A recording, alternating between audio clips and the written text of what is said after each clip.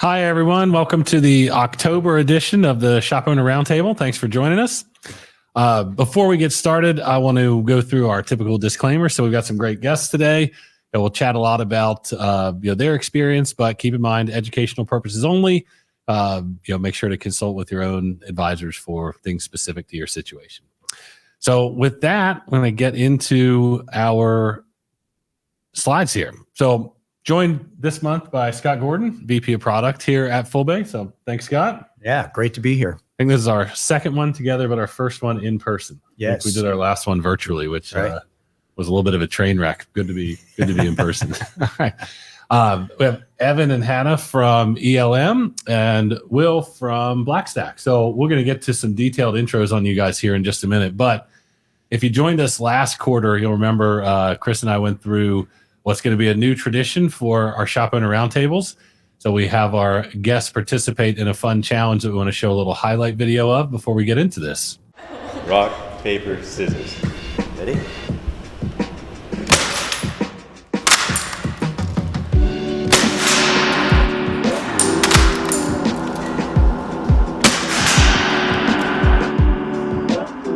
Okay. All right.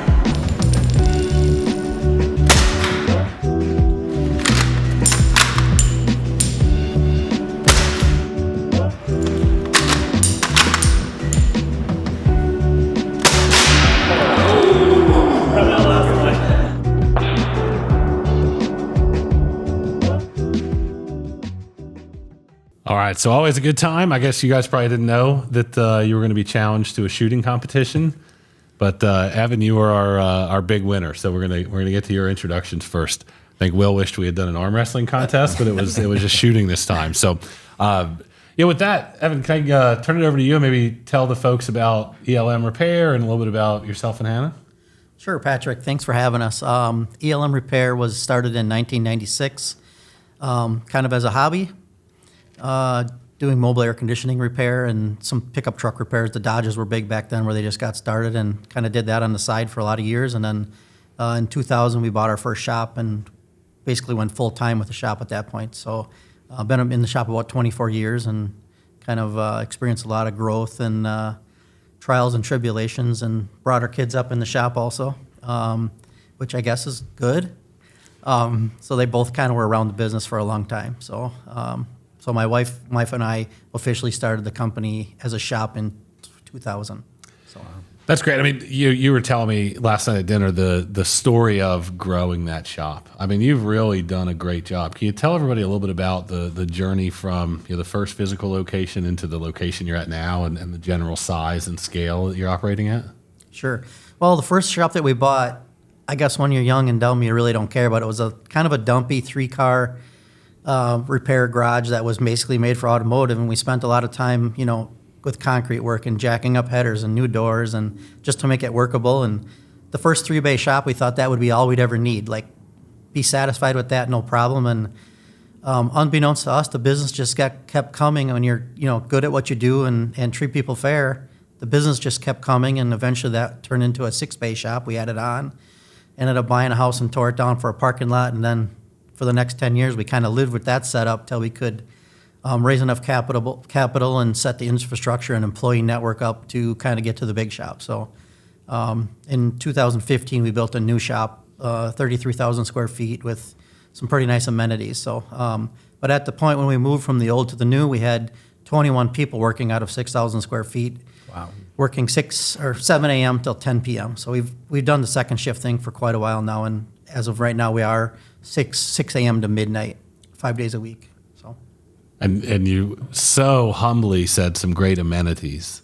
I understand you have a tractor pulling track behind the shop. Yeah, on top of the shop being very ergonomic and workable for the employees, kind of looking at attracting some of the best of the best. Our shop is climate controlled, in-floor heat in the winter, air conditioning in the summer. With a dyno bay, wash bay, some pretty nice amenities, lifts to get up. We can do clutch jobs standing up. We don't have to lay on our back to do a lot of the stuff. So we've really kind of looked at investing some money in infrastructure and tooling to try to make it easier on their bodies. And, so when they go home to their families at night, if they're working in a 70-degree building instead of a 90, they're fresher for their family when they go home. Yeah. As for the fun stuff, we do some fun stuff. We are on 99 acres of property where we're at, so we were able to build a tractor pulling track in the back for our yearly fundraiser, one of our yearly fundraisers for the community, for the Edgar FFA alumni. So we had the clay left over from the building project, and it was a matter of laying the track down, so we did that, and we did some horse trading with labor and ended up really not costing us anything to do with it once we did our part, and they just did some swap work for us. So we do that every July, end of July. So this coming year will be July 26th, 2025, and we kind of look forward to it every year. It brings our community and our customers and our employees together, and we do some truck pulling ourselves too, so it's kind of fun. Yeah. Oh, we're coming up for that. You shouldn't have told us about it last night. And so you're the boss. Hannah, can you introduce yourself and tell everybody your role in the shop? Yeah, so I'm Hannah. I'm Evan's daughter. So I've been around since 1999. So since the shop started, I grew up in the first facility, and I've just seen it grow ever since then. I am now the office manager at the shop, so I get to work with the employees and the customers, and I love what I do. It's great to be in a family business. Some days are harder than others, but we make it through. Awesome. Well, thank you both for coming down and joining us. Welcome. All right, now we'll switch over and, well, tell us a little bit about yourself and Black Stack, how you got started and where you are today. Yeah, absolutely. Thanks for having me as well. I started Black Stack Mechanical in the end of 2018. We started with just one service truck and kind of grew a client base pretty rapidly, and then the customers kind of demanded that I get a shop because they wanted me to do more and more of their work, and just made more sense to do it out of a shop. And worked out of there for probably about 8 months, and then hired my first employee, and we just outgrew the small shop within months, and we came across another one relatively close to the first location, and we had 4,500 square feet in there, and month over month we just had new client after new client, more work, and then started hiring more technicians, and the building that we moved into had the ability to take over more space over time, and so we moved from 4,500 square feet to 21,000 square feet today, and it just keeps growing month after month, and it's getting a little bit overwhelming from time to time, but I mean, as we grow, things just keep getting better. Yeah. So. And how many technicians are working with you now? We had as much as 10. We're down to 4 now. We've scaled back a little bit just with the way the industry is going, and just some challenges that the company has ran into. But we are in the process of hiring 2 more guys. Found some really good technicians, and we're going to be bringing them on board. So we'll be kind of around, I think, where my happy medium is going to be is with the six technicians. So I don't know. So in Alberta, what's your typical customer base, and what's your mix of like ag and mining and? So for the most part, it's a lot of oil field. We're working on some bigger clients that do the fracking and oil field work. So we're working on a lot of truck and trailer. Is pretty much the biggest part of our business. And then we do have some smaller like gravel haulers and road construction, and then just county vehicles as well. So so we've got a good mix, but I would say the biggest part of it is going to be oil field. So. Okay. Yeah. And I know you mentioned you're going 7 a.m. to midnight, right? Yeah, 7 to midnight. What are you doing, Will? We're doing 8 to 4:30. Technicians take a half an hour lunch.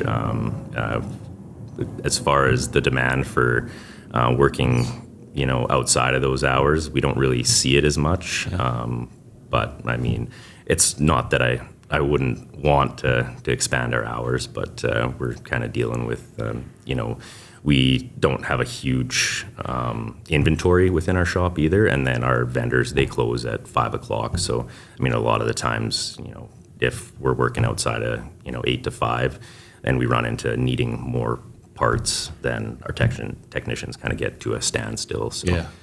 so that's kind of where we're at there. I will kick off the first audience question then for E.L.M. So people are interested in, because you're running a second shift, do you have to recruit differently for different shifts, or do you feel like recruitment's just recruitment and then you're just trying to figure out, hey, would you prefer first or second shift? Well, we kind of would dial it in, to second shift if that's what we're looking for. I mean, obviously we don't want to turn anybody away if they're qualified and they're a good employee. But, we tailor it towards the second shift, advertising that it's for a second shift position. We don't really want to misconstrue it, and then when they get there for the interview, then, oh, this is second shift. So that, we really don't want to do that, I guess. We probably should take a we're hiring in all positions attitude, which we do, at times. But we haven't been recruiting for about the last 6 or 8 months because we've had a pretty full staff. And now we did let one person go, so we're looking for another one again. But we try to kind of dial it in, for the second shift. Now, with all of our shifts, we're pretty flexible. We don't just run a 7 to 3:30 and a 3:30 to midnight. We have guys that come in at 6. We have guys that come in at 7, 7:30, 8, 11, and then the last shift generally comes in around 2, but some will come in at 1 to get a few extra hours in. Our crew kind of likes the 10 hours. They're kind of geared for 10 hours. There's a Well, few you guys got to that work in 10 fours or No, we're 4 working- 10s or 5 10s? We're working 5/10s. Yep. No weekends. Yeah. And then we rotate our on-call schedule a week at a time, to other people. But to answer your question about the recruiting, yeah, we do kind of custom tailor it for second. Yeah. Obviously, as you graduate up, we usually move the second guys to first. So usually we're okay with the first shift guys. Yeah. You have a pretty plentiful amount, but the second shift's a little tougher, and you advertise a little differently for it. Yeah. Are you pay any shift differential, or everybody's getting paid the same? No, we do shift differential, just to try to attract and make it worth their while and time to do it. So yes, we do. Yeah. Well, my assumption is you're not working your guys as hard as Evan and Hannah are. Are you getting 5 10s out of your guys? 5 10s, yeah, it's pretty much what we're doing. Like I said, when we were, going through a really expanding period, I was trying to hire for, shift work and getting guys in to do like a 4-10 schedule or like a rotation where, I could have weekend coverage. But I just found that it was so difficult to find people that wanted to work outside of the regular 8 to 5, Monday to Friday. So we just kind of, if there's overtime, we kind of just set up an on-call schedule. So if there's a customer that really needs something done, and if it's scheduled, I find it was a lot easier to ask a technician beforehand to work the weekend, and then it was easier to get somebody in versus customer calls at 9:30 on Saturday morning, hey, can you come in? And you don't get much response. Whereas if at least they're on call, then they'd be able to take on the work, right? Yeah. Will, we were talking about, related to this, how do you incentivize your technicians in particular, and perhaps thinking about bonus structure to incentivize the work that you need done. What are some examples of how you guys set up a bonus structure or an incentive program for technicians? Yeah, kind of what I found was that there is no one way to incentivize a technician to bring up their efficiency. So, I mean, you have to kind of get creative in this day and age. And the biggest thing that I found, money wasn't really the driving factor. A lot of the time it was time off. So, I mean, we've got a couple of my technicians that they're hunters, and, they're like, well, I don't want a raise. I don't want this and this. It was, can I have an extra week off in November so I can go and get my deer and those kind of things. So, I mean, you have to really get to know your employees and find what their motivating factors are, and kind of go off of that, because I mean, we live in a different day and age now where money isn't just the only be end Yeah. to Great point. to motivating people. So You guys see the same thing? Yeah, I huh? would definitely agree with Will. I said it's one size doesn't fit all. It's kind of custom tailored to their situation or what their likes and dislikes are, and kind of feeling them out and see where that's at. Some people it is money yet, but a larger percentage it's not. It might be more time with family, or can I get off this date because I have some stuff with my kids? And like I said, as far as the flexibility, we are very flexible. We will kind of let them pick their hours, not daily, but once they have if they have a life-changing event, well, then we can change it from, hey, I come in at 6, now it's 8. Like, I got to get the kids on the bus or whatever. So, we're very flexible with that part of it.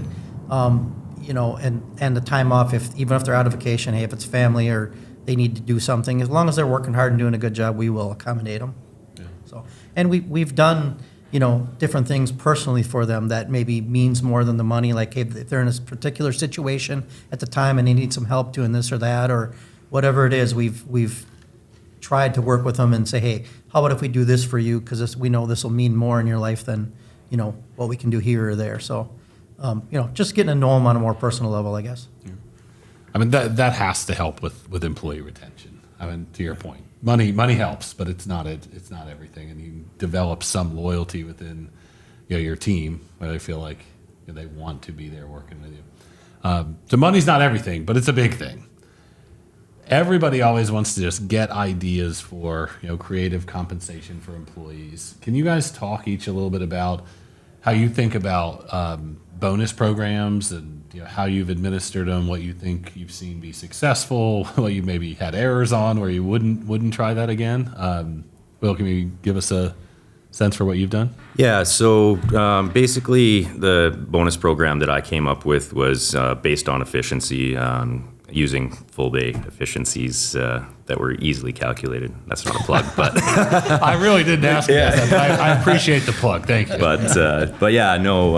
And so I found that it was really effective being able to show the technicians month after month where they were with their efficiencies, especially the guys that really cared about improving the company and had like kind of more of an entrepreneurial spirit to progress, right?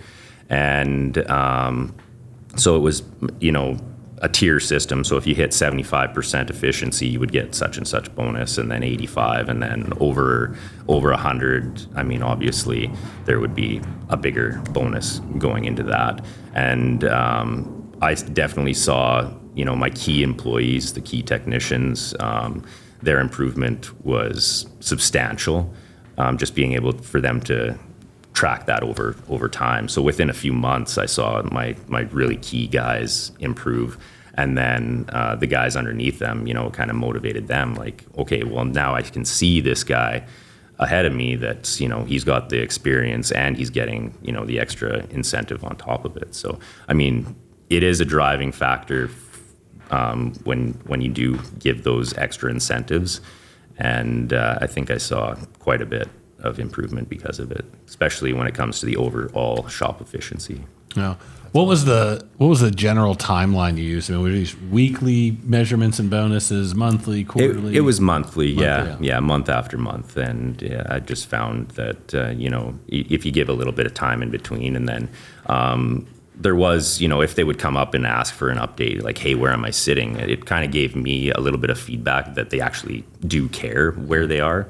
And then they could look at where they're sitting and improve for the rest of the month. Hey, I gotta get my butt in gear and pick that up. So, was this every man for himself? Like, my bonus is 100% based on my own efficiency, or is there any portion of a bonus that's tied to like shop performance overall? Yeah. So when I initially started it was individual, but then I saw more of like a competitive factor between the guys, like, hey, I'm doing better than you, type of behavior. Not malicious or anything like that, but I mean, then I did kind of think about it a little bit further, and I think it made more sense to kind of tie it to the whole shop and kind of get everybody more in the team mentality. Yeah. And I definitely saw improvement after we did that, but that was more of a recent thing that we did. So it's definitely working that way too. So, yeah. Evan and Hannah, what about you guys? We've evolved, like Will said. Also, years ago when we first started, it was, hey, we'll do a yearly Christmas bonus, and people responded well to that. It was some really nice bonuses, but it seems like in the last 5 to 7 to 10 years, you can't put the carrot out that far. A year is too long to wait. Quarterly is too long to wait. It seems like if you're not in the 3 to 4 weeks, they lose sight of the carrot. people do just in general. It's our society. It's instant gratification. It's kind of how it is. So, we still do the yearly bonuses like we always did. We call it profit sharing, along with the rest of our benefits. But we've dialed it into monthly now, and it's an individual, but it's also a team effort. The whole shop has to do well as a group, to get to that point. My guys in the shop, I have some guys that are flat rate. I have some guys that are hourly with overtime. Do you pick or do you let them pick? They can pick. Honestly, they can pick. And I've got some guys that just kill it, that they love the flat rate and they do very well on it. Others, a little more guarded, that they want some security, which is fine. And, I've given them options over the years. Hey, I think you're ready to go flat rate. I think you could do better on it. Some guys have done it and some guys have went back, when they had a family, like, hey, I'm getting older and, I like a little more security. So we've allowed them to come back to the hourly and overtime side of it. So, it's not an exact formula. Mm-hmm. Like I was talking to you earlier, I mean, if they got a great attitude and they're, at 80 or 85% and they're trying really hard, I'll definitely give them a bonus because I can see that they're putting effort into it. If their attitude is a little more negative and they're, running a 70, they're probably not going to get anything. We kind of started at about the 90 percentile range is where we, typically kind of start engaging the bonus part of it, and it's progressive. So like most of my guys are on a monthly. We'll pay them any of their plus hours that they had. So if they beat the flat rate time, we'll pay them that, at a pretty healthy rate. So they're getting a pretty nice bonus. But even if they didn't make flat rate, we'll say, okay, hey, we think, the effort you're putting in here deserves some type of bonusing. So, we will definitely still compensate them. Yeah, it's an interesting point about the instant gratification and the, how far out do you put the carrot? And did I hear you say you've gone to like 2 or 3 weeks out, or is monthly the shortest time frame that you get a bonus? We're doing monthly right now. Yeah. Yep. So my flat rate guys, every week they get their, stipend. If they're, if they're at 125%, they get paid the extra hours over and above their punched hours. Mm-hmm. So that's every week for those guys. And I just use the full bay report invoiced hours is how I do that. If we tell them they can be on the shop, we scrutinize that on a daily basis to make sure they're not punching over onto the shop to make their time look better. Yeah. So we scrutinize it, but we're using the invoiced hours report to actually come up with that number weekly. So punched hours versus billed hours, essentially. And we do that. And then, like I said, the rest of the employees that aren't on flat rate are monthly. We do it. It's usually second week of the new month or second Monday, I think, of the new month. So. While we're on this topic of bonus and incentives, retaining staff, I was just thinking about how do you help the technicians understand the value of following protocols and business rules and keeping track of parts on service orders and the protocols that they have to follow, right? And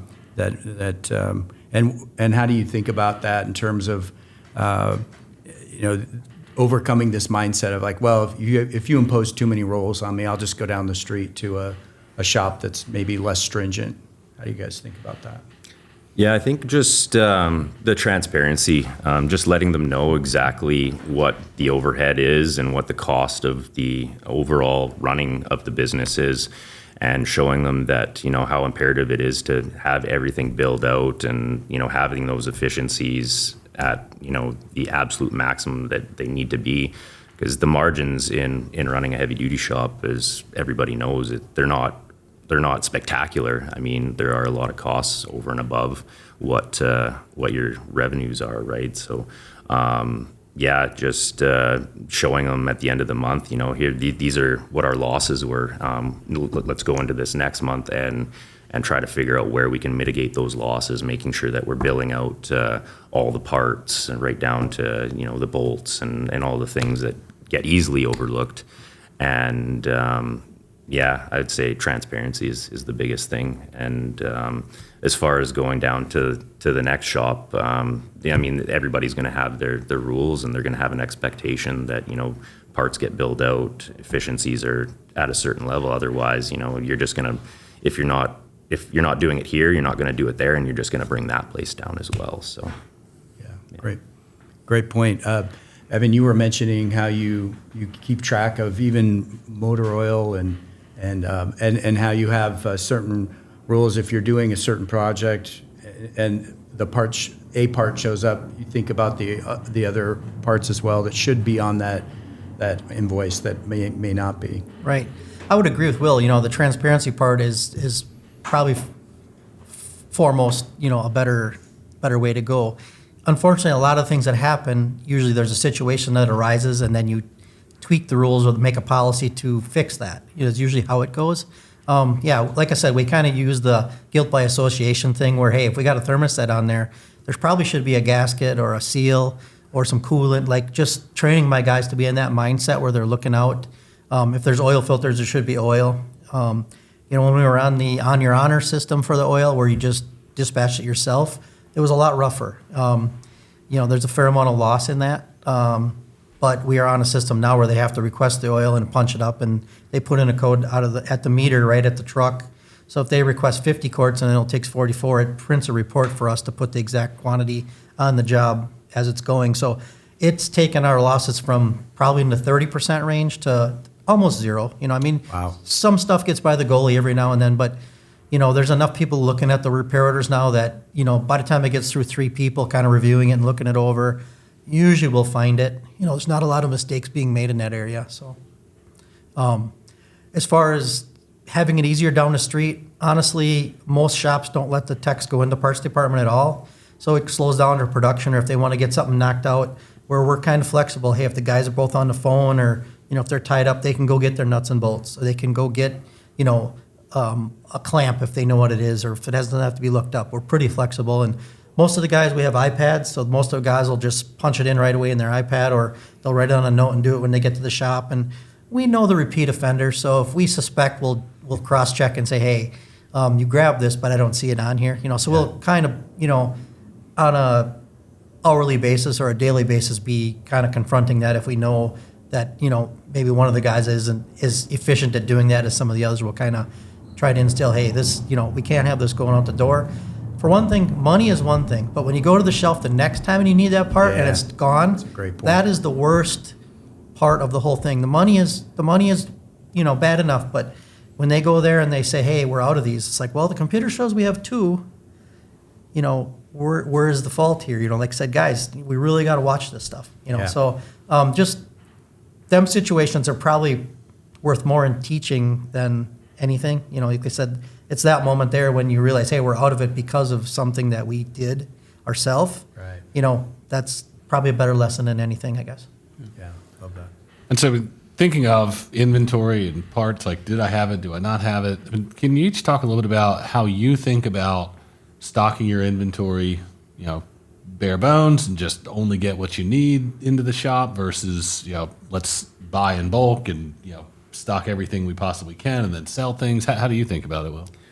Our vendors are really close to us. We do have a parts inventory, but it's just like the very immediate parts that you would need that are the most common. So, wheel seals, brake pots, the very basics. Anything outside of that, like I said, our vendors are just down the street. So, we can, as long as our vendors have it in stock, we can have it within, an hour or 2.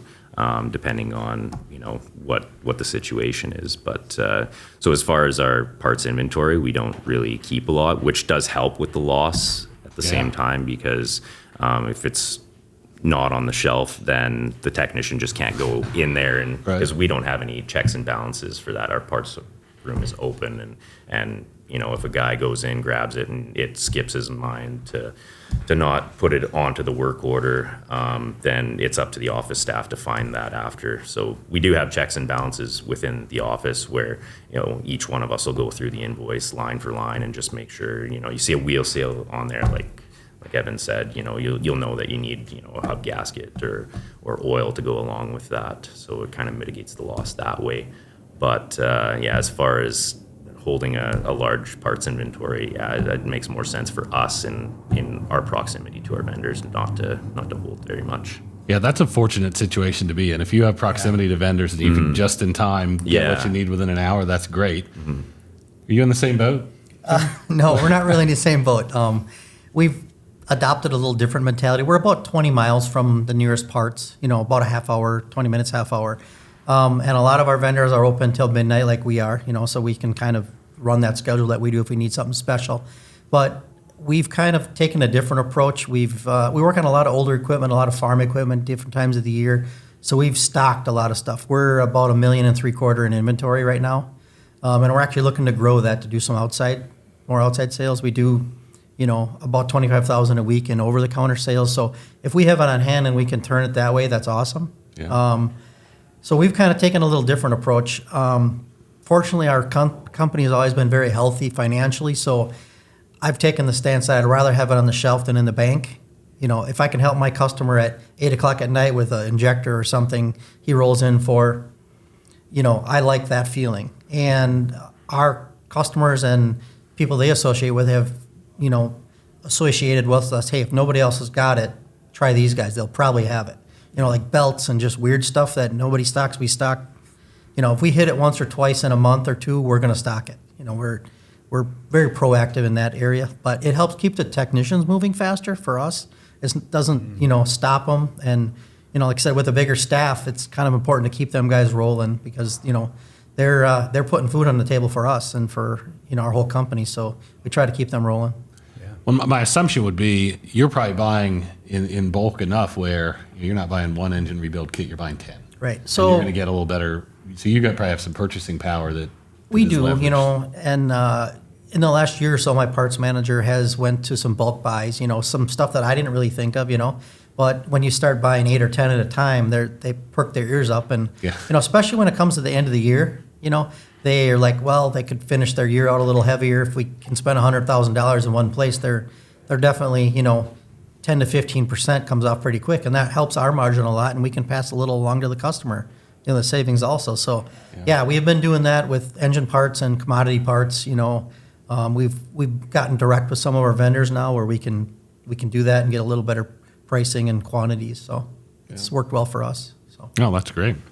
What a question come in from the audience around just economic environment as a whole. You said something earlier towards the beginning about seeing a little bit of a slowdown transportation-wise in Canada. So we have Canada represented, northern U.S. represented. Lots going on in the world. I mean, interest rates are coming down. It's maybe a good thing, maybe a bad thing, depending on your point of view. An election going on in the U.S. What are you guys seeing in your area as far as just broader business? Uptick, downtick, staying flat? I would say in general it's definitely a downtick. We've been pretty fortunate to keep our shop busy, but they're not stacked up to the road like they were for 3 or 4 years before that. We can definitely see it's more of a weekly schedule instead of being 2-3 months out. That being said, I look at a lot of the freight carriers, like your FedEx and your UPS and a lot of those guys, or Estes or Saia, just talking to them a little bit when they come in and saying, hey, how busy are you? And 6 months ago we didn't have enough hours in our schedule to get all the loads off and get them picked up or all the packages. And now we're like, well, we're wondering what we're going to do by noon. So, just kind of observing what goes on around you, not just our little bubble, I would say, helps us kind of get the feel, for what's going on. And also a lot of our vendors coming in, the first question they're asking us, are you guys busy? And we'll kind of ask the same vibe, and they're like, no, we're quoting a lot of stuff, but we're not selling a lot of stuff. People are really price conscious right now with what's going on. And, with that said, all of the vendors that you haven't seen in a year or two are coming out to play because they want a little piece of the action, and, they're trying to find some extra sales that they didn't have just to kind of keep everybody's head above water. So we're definitely seeing the downtick, so hopefully we get through this cycle here in November, the election cycle, and we'll see some changes. So, yeah, personal opinion. I think you get through an election cycle and uncertainty goes away. You're a little more optimistic with certainty, in 2025. But how do you feel about 2025? Optimistic, pessimistic? I would neutral? say it's like always. It's got us this far in business, cautiously optimistic. I mean, pessimism and negativity doesn't really go far in the business world. Yeah. So I would say we're going to be cautious in how we invest our money, but we're optimistic that it will change because it always does change. It's just a matter of how long. Yeah. So, Absolutely. Great point. And what about you? Well, how's Canada faring these days? I don't know. I personally couldn't tell you how much an election cycle in the U.S. matters at all in Canada. And It actually matters quite a bit. Actually, a lot of what happens down in the U.S., affects what goes on with us. Your politics are weigh pretty heavily on a lot of people's minds. Whatever happens down here, whether it's trade or whatever, it affects Canada pretty significantly. And I do feel that because there is such tension within the political atmospheres, that I think a lot of people are putting the brakes on in my area. And we've got a government that not to get too political, but is laughable. So, but so I mean, I think we need to see changes in both realms to be able to get people out of that fear state. And reducing regulation on our end of things. Everything's overregulated, overtaxed, and it makes the small businesses really, really suffer. And you just see a lot of caution. From so you're seeing a everyone. slowdown. You'd agree that you're seeing a little bit of a downtick. I would say, yeah. I mean, we were a year ago. We were booking 2-3 weeks out, which was pretty significant for us. But now we're seeing, a week to some weeks, a few days booking out. So, it's definitely been a downtick for sure. Yeah. Most of our career that we've been in this business, we were typically about a week out. During, say from 2019, 2020 to 2023, we were 2, 3, and 4 months out, which was really uncomfortable for us because we weren't used to that, like putting people off that far. So now it's more of a weekly schedule. It's a little more comfortable, but like I said, it's definitely an adjustment trying to figure out where you need to be. And, even though I feel we're in a downturn, we are diversified enough in our business that we work on a lot of different stuff. When something's bad, something's good. We'll still enjoy a 10% growth year over year. Like our growth since we started has been anywhere from 100% a year to 10% is kind of the range. Maybe 1 or 2 years it was 7, So we're still going to show an uptick. For several years there, like say 21, 22, 23, it was really difficult to figure out if you were actually growing or if inflation was just artificially making you grow. Yeah, so 100%. Yeah. this year I feel a little more confident. We've seen price of parts not increasing so rapidly, and labor is a little bit more stable than it was. So you can get a better feel, like, are we actually growing? Are we more efficient? Are we doing better? Or are we just absorbing the inflation and the numbers look better? So that's been my challenge the last 3 years. Like, where are we really going? So just food for thought, I guess. Yeah. Great point. Let's talk about two of those things. So parts in general, 2-3 years ago, every time we had shop owners in, the first question was, how are you getting parts? Nothing hard to find. Have you both seen that really ease? I mean, is it hard to find parts anymore, or are you getting everything you need? I think it's getting better for the most part. There's still the odd thing. Electronic components, I still find that we're struggling both in availability and price. The prices have just gone through the roof on some ECMs, modules, and whatnot. But overall, we were having issues with certain engine manufacturers and their hang-on parts and stuff like that, turbos, injectors and stuff like that. Just really difficult, weeks out. And now it seems that if they don't have it on the shelf, you can get it within a day or two. Yeah. So it is getting better, but there's still some issues in obtaining parts. So You guys see about the same? I would say the same thing. It's definitely gotten a lot better. One thing, the silver lining in the whole pandemic thing and shortages was us finding alternative suppliers. Like we found some that were pretty good that we're still using. And also we were kind of hoarders. We saved a lot of used stuff. We've got sheds where we can do that. Yeah. So the used stuff really bailed us out of some of the pickles we were in, whether it's a used set of injectors or a turbo. When we couldn't get anything, a used one's better than nothing to get that truck rolling. So, we did learn some lessons without a doubt. So it wasn't all doom and gloom. I think any of those things you can learn something from. And what about, I guess this probably is too recent to really have mattered. The port strike, the longshoremen were on strike for 2 or 3 days. Luckily that got resolved, it seems. So that didn't impact anybody, right? Not to my knowledge as of yet. No, it made me cringe for sure, but here's another thing. Really? Yeah. So that's great to hear on parts. How about labor? We talked recruitment a little bit earlier, but 18, 24 months ago, if it wasn't parts, it was I can't find technicians anywhere. But is that still the massive struggle that it was? Or, when you said you want to hire 2 more folks, you have 1 backfill to make. Feel pretty good that you're going to be able to make those hires, over the next month or 2, or is this really still a competitive labor market? I think it's definitely competitive. The availability of good skilled technicians, I find they're far and few between. When you do hire them, you want to, really do your vetting and make sure that they're going to be a good fit within the culture that you're trying to emulate into the business. But it's definitely a struggle for sure. Just getting the resumes into the inbox is the struggle. I mean, there's so many different companies that the technician can go up north and make $60-$70 an hour working in a camp job, and we kind of have to get creative in how we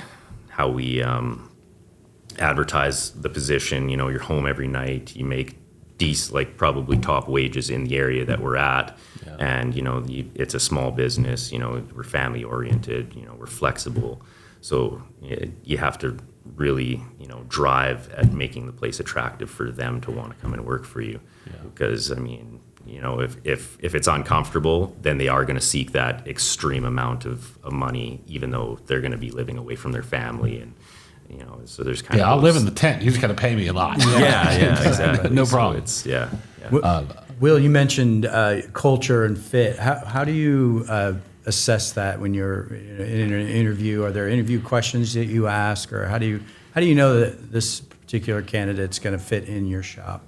It's basically just in, I'd say it's just simple conversation, leading into the interview. You can kind of get a good feel of where a person's at and where they want to be within their career.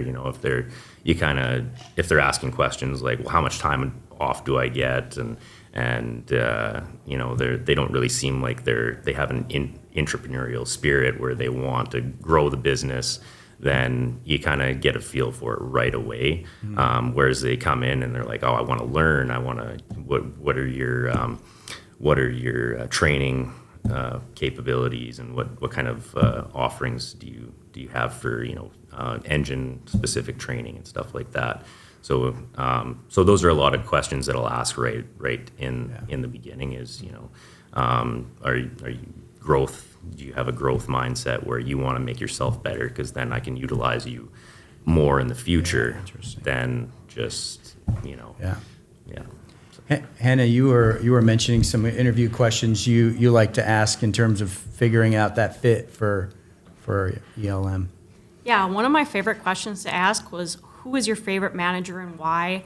It just really shows how, if they like to learn, if they like to work alone, it just gives you a feel for who they are and what they stand for.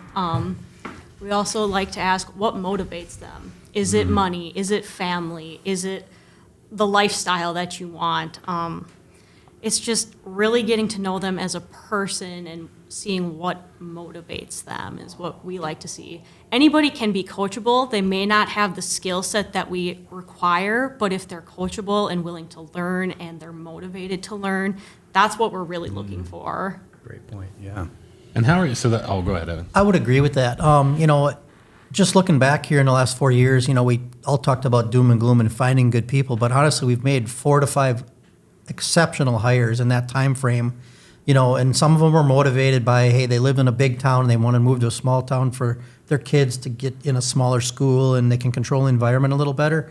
So, sometimes we do develop a bit of a pessimistic attitude about finding people, but it seems like when you least expect it, they kind of fall into your lap. Like I said, we've hired at least 4 to 5 in the last 2 to 3 years that are amazing. You wish you had another handful of them. So they are out there. It's just getting your message out and attracting them and finding the genuine people to do it.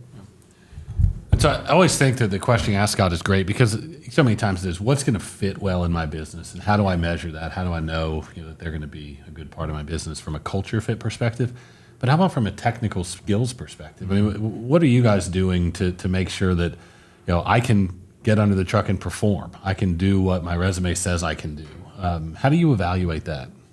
We got in contact with a few of our vendors, and we set up, manufacturer training, online training, and that really seemed to reciprocate really well with the employees, and piqued a lot of interest in furthering their career, especially the guys that they've got. They want to be the engine technician. They want to be the diagnostics guy. They want to be, more specialized in one area, because then, the more knowledge they have in one area, then they can be more efficient and progress their career a lot faster. So, the diagnostics is a big thing. Just from being able to diagnose and troubleshoot some of the more difficult problems out there. If that word gets around to your customers, where we'll take it to Blackstack because Owen's really good with this, then the company does well, the technician does well, and the customer gets looked after. Right. So from a training, once you have a technician on board, you're investing in training them. Mm-hmm. So you're paying for the training. Are you paying them to get trained? Both, yeah. So we'll set up the training with the vendor, and then if there's a bit of a slow day or whatever, we'll say, hey, go work on your modules on the online training, and then and even when they go home, and I did offer to them, log your time at home if you're doing modules, and then I can pay you for that as well. So, well, I would think that is, all these questions that people have around how do I keep good technicians? Should I pay them more? Should I throw more parties? Should I make it more fun? That's the kind of stuff that matters. It's great to go have fun at work and enjoy it, but like when I see you investing in me as an employee, like that feels like a meaningful relationship that you're going to have. I love that. That's great. I think there are probably a lot of folks out there who aren't doing that. That's something people can do to build. It helps them build a better business because they get better techs, but also helps them keep those technicians because they're investing in them. That's interesting. Evan, are you doing anything when you think about, you have to hire this technician now to fill an open role, but how are you evaluating their skills before they get in the door?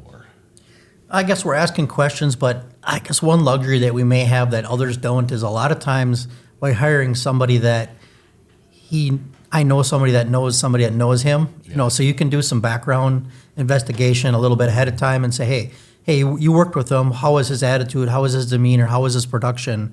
And a lot of times you can kind of get a feel, or like we use our tool guys as a reference. Like, they go around, the Snap-on guy goes around to all these different shops. Like, what do you think of this guy, or how do you think this guy produces? Oh, he's awesome, or, he's this or that. So, like I said, being in a smaller community, we're pretty fortunate. Almost everybody knows everybody at some point in time. Yeah. We cross paths. So, but if it's an outsider from farther away, we just got to try to ask the key questions. And, we like to do a working interview, at least for a day. Like, come on in and, let's look at some things, show us what you can do and different things. I've been in different shops where I worked that, we hired a guy from 7 states away, and he came in, and it's like, wow, we really did spend a lot of money on this guy getting him here, but his knowledge base is not what he advertised, so it's a really punch in the gut feeling when you do that, and we don't take it lightly because you're disrupting their life. They've sold a house maybe, or they've moved,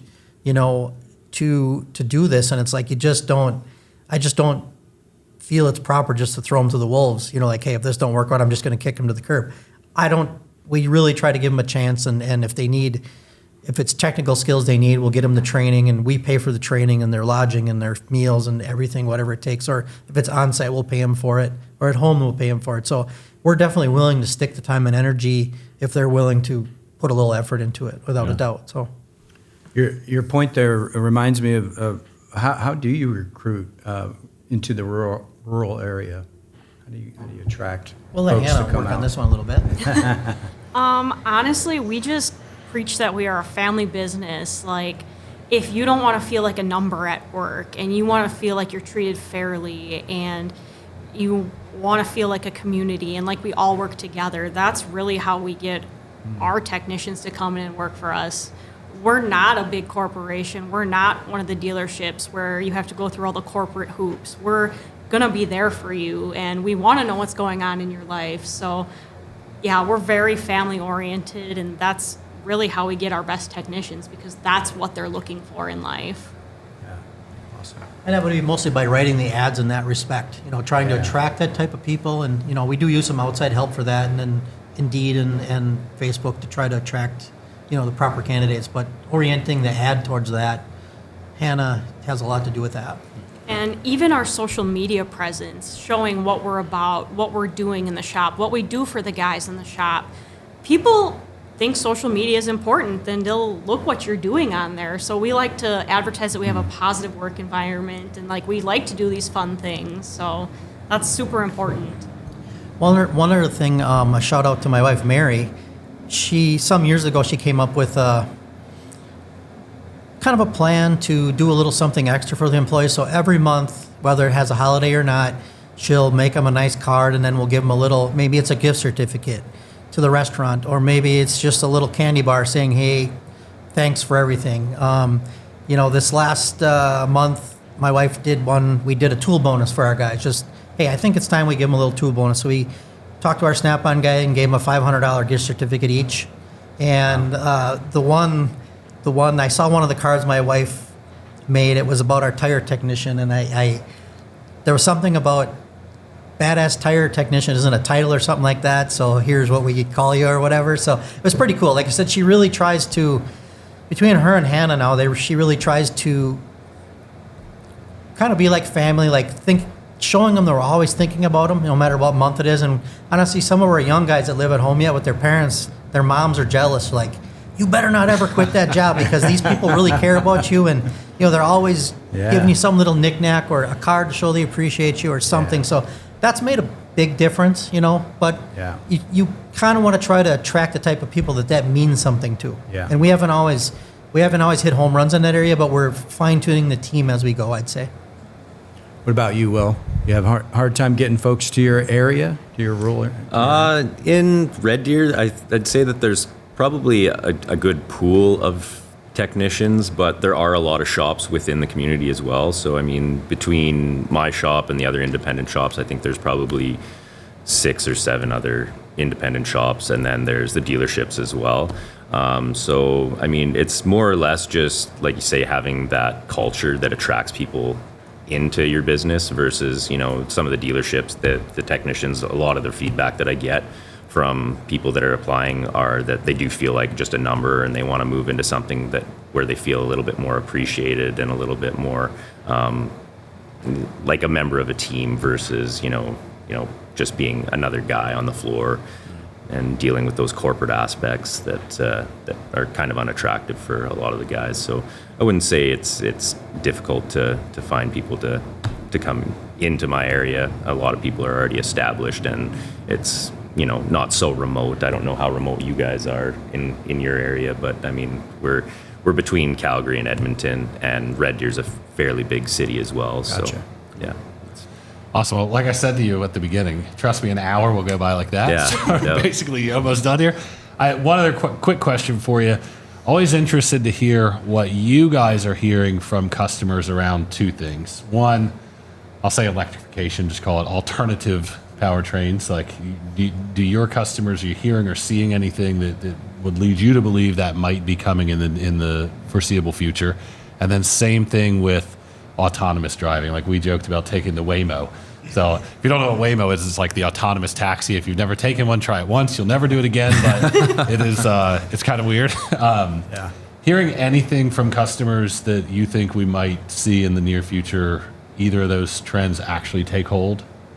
I think there's a lot of distrust in it from where I'm from and from what I'm hearing. Obviously, autonomous, I would never trust it, especially on a big rig. Yeah. But I mean, obviously, there is a push for it. And then as far as the alternative, powertrains, I just don't see it making sense in my area until the technology really takes off. The battery issues. I mean, I've heard lots of issues with Teslas in minus 40 degrees of weather. It's their battery life doesn't last, so you can just imagine what a big rig pulling 60,000 pounds behind it is gonna have. You guys hearing anything different? I would tend to agree with Will. I feel there's probably a place for electric vehicles, especially like delivery trucks, like inner city, where they're back to the barn, they're close to their fleet shop. They're only 15, 20 miles out, maybe not even. I think it makes some sense there. For the over-the-road stuff, the extension cord isn't long enough. In my opinion, there's not enough charging stations at this point. The hydrogen's kind of getting some traction. They're doing it more. That might be more viable where they have a little engine to make the hydrogen. We've went through the whole, when diesel was high, we went through the whole liquefied natural gas, LNG, CNG, and there's a fleets, it's within 100 miles of that, got some of it that run a corridor where they can find fuel. We've got some fueling stations for that. But it seems like once the fuel price drops, the diesel fuel price, then the interest is lost a bit. When there isn't a competitive financial advantage, it's pretty tough. And I think that's what you're going to run into with electric vehicles is the price of them. And then just using some common sense, there's not a way right now that we can actually supply this kind of power to this nation to go on a large scale. We are, in most areas, we're barely getting by with the grid and the infrastructure and the power plants we have. And I know they're doing solar, but that's a 20-year thing and doesn't work at night. And not to be negative about it, I think having some of that alternative stuff is okay, but it can't be used as the primary source.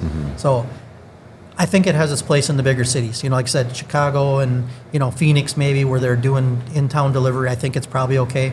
We've seen the same thing that Will has. We didn't have a very cold winter last year, and a lot of Teslas, they're down to 40% and they're dead, and they won't charge up past 70 because the battery won't take a charge. So I see some real world stuff that has me hesitating on how fast it's going to happen. Yeah.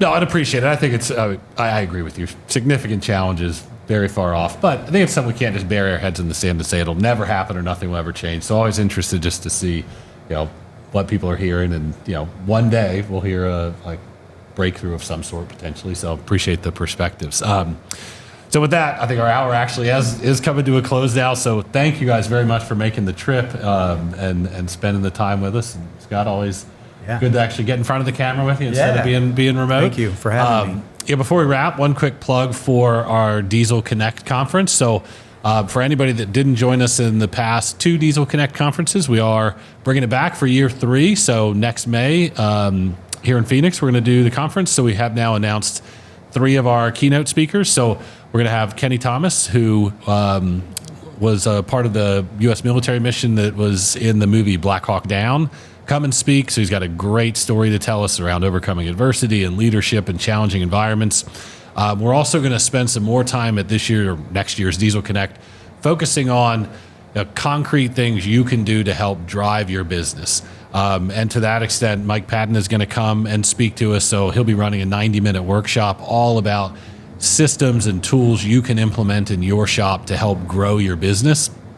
And then we'll have Bob Costello, who's the SVP of the ATA. So talking to us all about the current trends in the trucking industry and things that can help us all as we think about how to grow our business in 2025. So that will be here before you know it. We do have a price change coming up on the tickets. So our marketing team very smartly raises the price of tickets every so often as we want to make sure we encourage people to buy early.